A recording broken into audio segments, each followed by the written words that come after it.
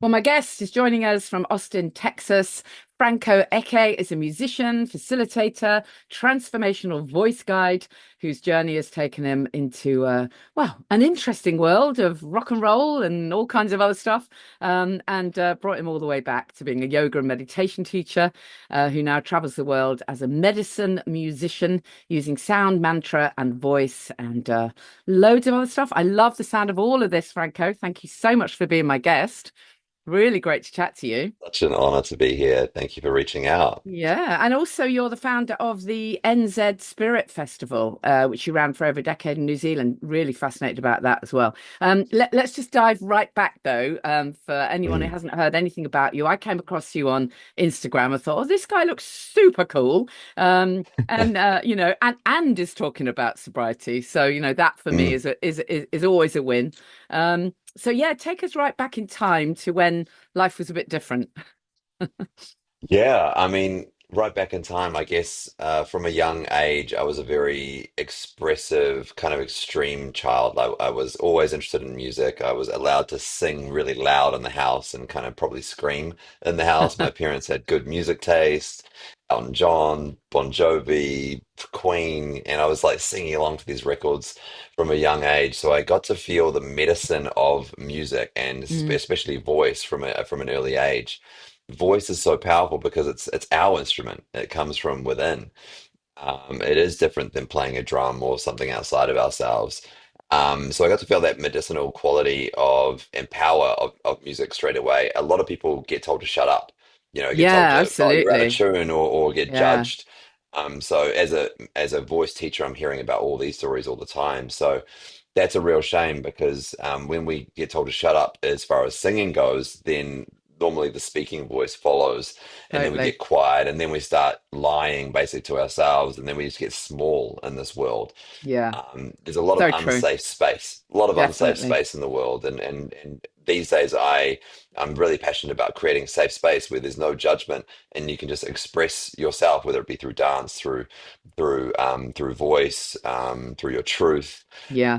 But yeah, so I was always interested in music, and I really latched on to rock and roll in my teen years in high school, rock and roll bands, and started sort of shouting at people and just trying to be the brightest light in the room and get all the attention and just kind of like overdo it, overdo it, overdo it. I mean, I was taught by my idols like Axl Rose and Freddie Mercury. You got to be like the loudest, brightest, person, and mixed with getting on to drinking heavily at like 13 years old, really starting to escape myself because that's what my friends were doing. And then I became the party starter about town, about school. I was the one that was instigating the parties. Yeah. So I became known as that and then expected to keep doing that. So So that there was became that your kind of identity, I suppose.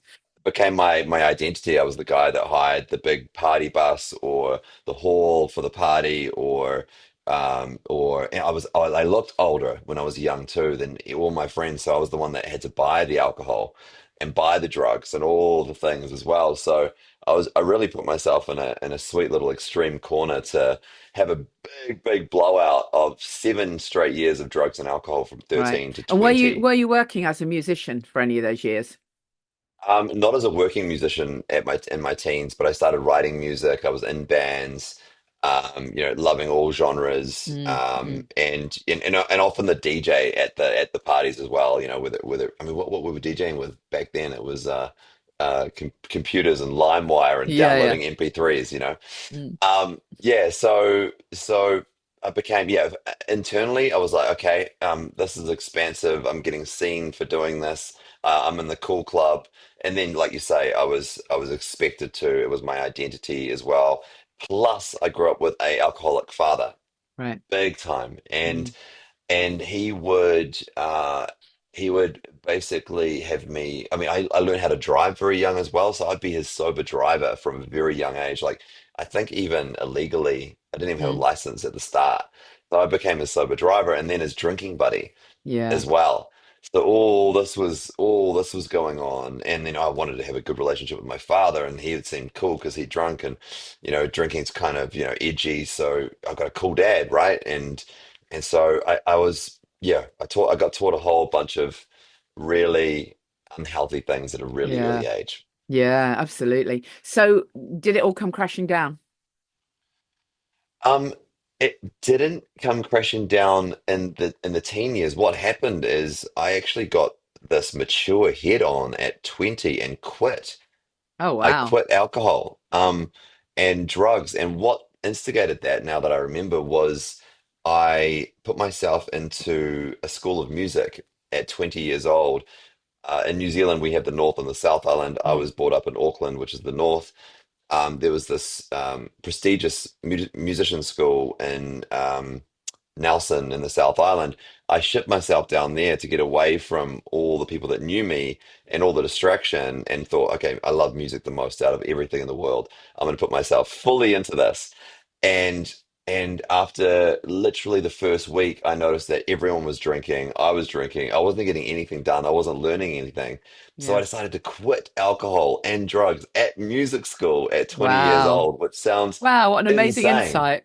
Mm, Insane. Like everyone didn't quit the whole mm. week, the whole year. I think, look, Um, just on that note, though, I think it's really interesting, isn't it? Because we have this sense that, oh, I'm such a rebellious person. I could, drinking is all part of my identity, and I'm so rebellious. Actually, you were the rebellious one, quitting, right? yeah. I That's the was the real rebellious one. rebellion. It was the real punk. I was the Yeah, punk, man. I was the next punk of going against the grain. And yeah, because I just knew each time I was going to school with a hangover, I wasn't learning anything. I wasn't receiving anything. I was like, okay, I've got to give myself the best opportunity here. So I did. I quit that year, and that kept on going for like 3 or 4 years after that. And after music school, I went to live in Australia. I started busking as a musician on the streets of Australia, and that paid for me to get all over Australia as a musician and meet people. And I got picked up by a music manager who took me to the States to do the whole let's knock on the big music companies head honcho's door, and play for them and try and get that elusive record deal. So he took me over to LA and New York, and I ended up staying in America. He came back to Australia, and I was doing the whole LA scene and New York scene sober. I actually stayed sober during that time with, amazing. and that's where the drugs elevated, and the drinking elevated, and all this pressure, and I still managed to block that out. But where it came crashing down was when I came back to New Zealand. My grandmother was sick. I thought she was going to die. She didn't die as soon as we all thought. So I ended up staying in New Zealand, and I didn't have enough money to get back to the States. So I fell into a huge depression because I thought, far out, I can't make it. I can't make it in New Zealand, this little honky country. I'm doomed. Mm, So I fell into a huge depression, not being able to get back to the States to where I thought my dreams were. And I met up with some old school friends, and we formed a band, and it sounded so good. It was so good to have like teamwork, and being in a gang again, that that first beer looked really mm, good. And we celebrated with a beer to just the moment. And yeah, then that beer just turned into this yeah, whole yeah, plethora of 5 years of just yeah. going NATO, going super like absolutely rebellious. Isn't it And interesting though how it's all about those associations, isn't it? I mean, obviously we know, don't we now, that depression, you're going to be more depressed if you drink, right? It's a depressant. yeah, But all the old it's associations come kicking back, right? Even yeah, when you've yeah. been sober for that long. I know it's so interesting what we choose to celebrate with. Mm, When we've yeah, done something that feels really good, what we're actually doing, if we pull the microscope back, we're doing something great and we're feeling like celebrating, and then we celebrate with something that numbs us, that brings yeah, us down further yeah, below the thing we just achieved. right. It comes back to what I think about how funny what we deem treats. Mm, Even oh yeah, it's like, oh, I'm going to give myself a treat. Or I feel good, so I'm going to give myself a treat. Or I feel bad, I'm going to give myself a treat. And it's something almost every time that is bad for us. That is yeah, not sort of high vibe. yeah, totally. A chocolate bar, or like something junky, whatever it is. Where did that come from? Mm, mm, what's etched in our DNA or in our memory that we try to we think celebration or a treat is something that's bad for us. Like yeah. let's flip the script and celebrate with really even healthier high vibe things. How high can we get? Yeah, With our feet on the absolutely. ground, but how healthy can we get? Yeah, I love it. So how did you get back out then? Tell us the good Back news out. again. Yeah, tell us the good news.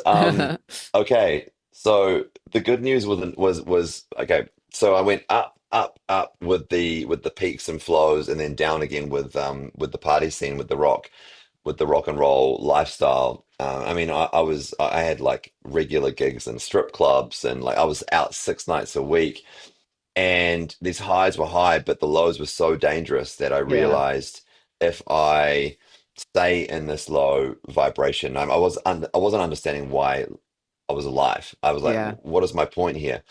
I had my baby girl on the way at 27 years old, and that woke me up. My yeah, partner at the time said, I'm pregnant. My whole animalistic body woke up, and I was like, I need to make calls here. I need to be yeah, responsible. I need to clean my life up. So that trickle effect from about 27, 28 to 30, I just started to wake up more and more and more. And I had one last like debauchery night that I remember, and the night after that, I heard about this thing called Vipassana, which is a 10-day meditation, silent. Yeah. silent meditation course. Mm, And there was these whispers of this course, and I thought that's what I need because I actually saw my parents meditating when I was a kid, and I didn't know what it was when I was a kid, but it looked peaceful. So when I was mm, in my time of need, my memory went back to that moment where I thought, okay, that's something else. Whatever it is, it's peaceful. So I booked myself into Vipassana, this course, and the night before, of course, I went out big with vodka and cocaine or whatever it mm. was, and then I used Vipassana as a rehab. Right. So that 10 days was the self instigated rehab where I couldn't believe I didn't have a clue about meditation, never meditated before in my life, but instinctually knew that it was what I needed. Yeah, And day three, day four, day five, I started to feel so good because there's nothing you can do apart from meditate and yeah, breathe and eat yeah, 2 meals a day. yeah, So you leave all the distractions in your life, and all you're yeah. left with is you. Yeah, totally. Isn't it? It's fascinating, isn't it? That it took that, you heard your girlfriend was pregnant, and that just awoke something in you. Sometimes we just need that kickstart to get us out of that absolute slump that we're in, because alcohol, as we're alluding to, totally lowers your vibration. It's The so lowest. destructive. It's Isn't it crazy how we chose that I as know, humanity? and we How we keep chose that? I choosing mean, why it. didn't we choose mushrooms? No, Why didn't I we choose know. something It more high is. vibe? Well, I mean, part of the reason I think is because society wants to keep us stuck. Oh yeah. Certainly in the UK, Well, it's like such a colonialist. It's such a yeah, colonizing medication exactly. It's poison. let's Like keep keep you the natives small. down. Yes, Let's keep the natives exactly. down so we can take your land and your woman and Exactly. your food and yeah. Exactly that. And it's so crazy that we do this to ourselves. We feel like absolute shit, and then we do it all again the next day. And Yeah. and on and on and on until something wakes us up. If we're lucky enough to get that wake up, If if we're we're lucky enough. lucky. Because not everyone is, right? And We've lost millions. We've I lost know, millions I to know. this. But Yeah. as we know, it's legal and everyone does it, and yeah, God. Well, Anyways, taxes, it what pays story? well. It pays the government well, Oh, absolutely it through does. taxes and cigarettes. I Absolutely. mean, what were the alcohol shops doing open when nothing else was Oh, open gotcha. during the Oh, yeah. COVID? Oh, yeah, During yeah, yeah, COVID, yeah, yeah. it's like, are Don't you get me actually started. kidding? Yeah, I want Don't. to get you started.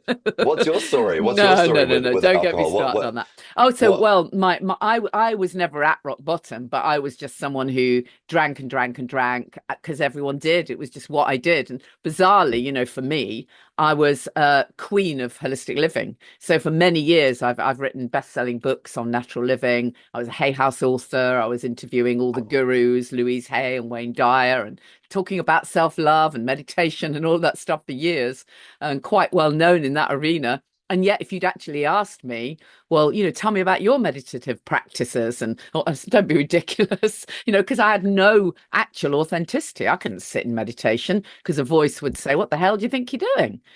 Mm, I was waking up at 3 a.m., hating myself, just knowing that something wasn't right. And thank God I mm, never hit rock bottom. I was, what we now call a gray area drinker. I didn't get that far down the booze elevator, thank God. But it took years for me to get off, years for mm, me to mm, finally realize, hold on a minute, you can actually make a choice here and mm. quit, and life is better without. And that's kind of my absolute passion now, is that I just want to raise Yeah. awareness that you do not have to wait till you hit rock bottom. You Well, can get off this the is booze really elevator. key, and I think it has a lot to do with our severing of the grandmother, grandfather, elder, and children Yeah, sectioning that we have in the world right now. We send our grandparents off to retirement homes. homes. The Yeah, kids get shipped off to kindergarten and primary school and college, and mum and dad go out to work. So we've got this separated yeah, village where we used to sit with our elders and learn from yeah, their stories, and we yeah, don't have that daily story from them anymore. So we are sitting with ourselves, having to run into the brick walls constantly, back and yeah, forth, until we learn, hopefully don't die, yeah, and change our lives and raise our vibration up again. But it's the totally. severing between the kids and the elders is why it's taking so long to learn about how to look after ourselves. Just Yeah, having that elder to go, oh, sonny boy, uh, I've done this 20,000 times and you're going to be fine. Just that from yeah, someone that is 50 years older than us that yeah, has the information and the data would yeah. change everything. Totally. So tell us a bit about how you got, obviously after you'd done your retreat, was that what got you involved in breath work, meditation, the Yeah. voice stuff, all the things that you do now? Mm. Totally. So it was 10 hours of meditation a day, having never Wow. meditated before in my life. So my Wow. body was quite sore after 10 days, and my spirit never been more awake. So I instinctively go, okay, I need to find a yoga studio. I need to like look after the body now because the spirit's waking up, the mind's waking up, and found this yoga studio and then this beautiful music in the yoga studio. I didn't know what it was, but I was like, okay, I need to pick my guitar up and sing this. It sounded like lullabies for adults. Hmm. So I learned these mantras, and that's what they were, mantras, and just medicine music. And I started playing these mantras to myself. And only a couple of weeks went by before I thought, okay, I don't know any community that does this. So I know myself well enough to know that if I don't find others to do this with, then I'm going to slip back into the Yeah. old pattern Yeah. because I don't trust myself. So I put a little status on Facebook saying, "Hey, world, my house, Wednesday night, 7 p.m. Bring a plate. Anyone that's interested in meditation, breath, yoga, come to my house for free. Let's share some food and share these practices together. I'm not a teacher, but let's just share and be real and be sober." My house was completely packed on the first Really? Wednesday night. Wow. Like 40 Amazing. people with plates, Wow. like people I knew, people I didn't know. It just Oh, went out. It just went that's viral. finding your tribe, isn't it? How I had fantastic. to. I had That's to. great. And then every Wednesday we would meet and it just became this beautiful thing that turned out that naturally spun into bigger retreats. And then those retreats turned into these big festivals that were like two, three, 4,000 people at one stage in New Amazing. Zealand called New Zealand Spirit Festival. Wow. And that's how I let the tribe know I was there. That's how I found my people, and yeah, that turned into a living farm and community as well. And in the last 2 years, I've been out hearing this music and just focusing on music Hmm. and voice activation because my mission now is to inspire the world to sing and dance. Mm. Because when we're Mm. singing, we're not overthinking about anything. We're not depressed. We're seeing how beautiful it is that our voice is needed to contribute to the world choir, the harmony of earth. Yeah. And it reminds us that we were always musicians. Yeah. We had to be musicians in order to hear music just 100 and something years ago before there was electricity and Spotify and speakers. We had to be the musician in order to hear music. And Yeah. since we've forgotten that, we have lost so much power over our own life, basically. We pay a ticket to go watch Bono from U2 heal. and we're standing there just watching, him have this cathartic experience, and we're paying to watch someone else do it. Mm, mm. So what I'm doing in this world right now is reminding people of their power, So what would that you you are the say to musician. someone who is kind of say, "Oh no, well I can't sing. I mean, I can't use my voice." What would you say? I'd You say can. you just made a sound by telling me this, Yeah, and if you can exactly. make a sound, then you can sing. And it's Mm. not New Zealand or America's next top singer. It is it. This is not a competition. This is not an industry. Before it was industry, it was medicine. It Yeah. was it was how we spoke to God. It's how we kept warm around the fire. It's how we communicated with each other. It's how we entertained ourselves. This is not this is not entertainment. This is medicine. And if you can make a noise, you can sing. If you can sing, that's all you need to do. Because it's not actually about being in tune. When we're all singing together, it comes together in a Mm, way that is so naturally beautiful, with everyone's tone, with everyone's frequency, vibration, and idea of pitch. It all molds together in an angelic way. mm. And when you just try it, you will find out very Yeah. quickly how magic it Yeah. is. Yeah. So tell us about some of the gigs that you do then. What would one of your gigs Yeah. look like? Yeah, well, the gigs have changed a little bit through the years, from strip clubs to to everywhere else. So we start with a deep intention setting and circle where we come together. We start with our breath to connect to the moment, because we always have our breath, and what's happening right now is our inhale and exhale. So I always use this as a guide to come back home. This is what's happening right now. Connecting with the breath takes us away from the future and worrying about the past. We connect with our breath, and then we actually share cacao, which Mhm. is Yeah, the lovely. older form of chocolate, which is a heart opening medicine. We share cacao, Did you have and then like we go. a cacao ceremony? We have a cacao Yeah, ceremony. amazing. We do, and then we go into heart song, basically what I call vocal voice temple, where I sing a line of mantra, and it could be English mantra, it could be Indian, it could be African. I sing one line of mantra, and then the whole crowd sings that line back. So no one has to remember anything. It's one line. I sing it out, they sing it back, and then we just keep on going, and it becomes a meditation. And then it goes into this gospel type choir state where everyone knows the words, everyone knows the vibration, everyone's comfortable with their own voice after Mm, 5 minutes, mm. and it gets quite ecstatic, and we get switched on as a tribe. Which did you ever see Avatar, the first one, where they're Hmm. holding hands Yeah, around the yeah, tree of life, yeah. and they're singing and humming and activating your life? This is what it is. That's Right. what it is. That's what James Cameron saw at some point in his life and brought into that movie, was the power of communal singing. And then we elevate into an electronic DJ space where I've got a huge catalog of music that I can have people dance to for 2 hours. And it's basically a slow curve where we start with a shamanic down tempo music where we still sing over the beats. And then we go into reggae. I love my reggae. New Zealand is reggae crazy. We go into reggae, and then into house music, and then to this like crazy Brazilian drumming. So it goes up and up and up in tempo, and until we're dancing in an ecstatic way. We're moving our body, we're moving the energy, and then we come back down into shavasana, into a sound healing where everyone lies down, and I basically sing an ambient series of lullabies to them as they just meditate and Wow. soak up what they've just done. And this is like a 3 hour experience that I call Gosh, future mantra. sounds amazing. Who says you can't get high on sobriety, right? Oh man, the highest I've ever been. Yeah, One of the highest I've ever been is through deep breath work, yeah, honestly. I know. But the And this is thing is, this is someone that I take I do microdose on magic mushrooms most days. I have done huge ayahuasca and bufo and 5-MeO and um iboga journeys, and some of the highest I've ever got and expansive is through just the breath. Yeah, isn't it fascinating though? Because, you know, old school thought would say, oh, you need to be on drugs and alcohol. No, actually, no. No, we're starving for The opposite presence. We're of that. starving.